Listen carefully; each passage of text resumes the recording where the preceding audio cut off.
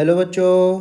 तो इस सवाल में बोला है in winters ice forms on the surface of a lake due to abnormal expansion of water the temperature of the water at the bottom of the lake remains constant at 4 degree Celsius and we assume the amount of heat required to maintain this temperature of the bottom layer of the water may come from the bed of the lake. If surrounding temperature is minus 10 degree Celsius, prove that ice formed from the surface of the lake attains a maximum thickness.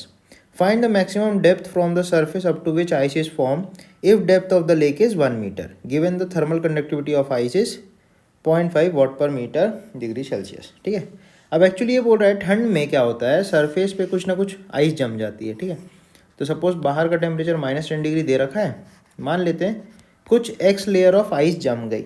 ठीक है, और नीचे समुंदर के नीचे या lake के नीचे सॉरी यहाँ पे कोई फ्लोर है, बेड है। ठीक है, तो बेड में से हीट ऐसे ऐसे आ रही है और यहाँ का टेम्परेचर जो है 4 डिग्री है। ठीक है, जबकि यहाँ पे 0 डिग्री होगा जस्ट इंटरफेस पे क्योंकि बर्फ़ बनी है। ठीक है, अगर अपन बोल रहे हैं कि एक्स डेप्थ तक आइस फॉर्म हो गई है और बोल रहा है कि टोटल जो है वो 1 मीटर आइस है। ठीक है, तो ये वाली लेंथ कितनी हो जाएगी, ये हो जाएगी 1 माइनस एक्स मीटर। तो इतने में पानी है और ऊपर वाले एक्स में एक्चुअली आइस जमी है।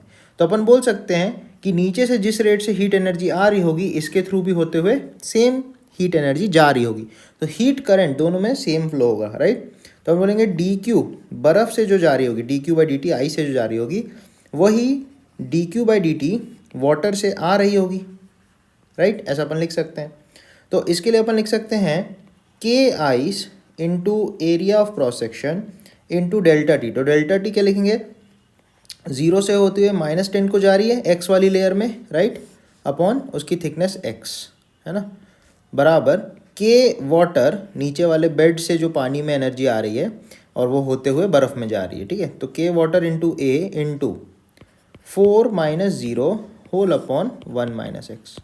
तो यहाँ पे अगर आप वैल्यू सब्स्टिट्यूट करोगे तो के आइस में अपन लिखेंगे 1.7 इंटू 10। आप देखो एरिया कैंसिल आउट हो गया, तो एरिया का टेंशन ही नहीं है अपने को। Whole upon X, this will be equal to 0.5 into 4 upon 1 minus X. ठीक है, तो यहाँ से आप क्रॉस मल्टीप्लाई करोगे तो आपको मिलेगा 17 माइनस 17x बराबर 2x। तो ये जाएगा 17 बाई 19 बराबर x।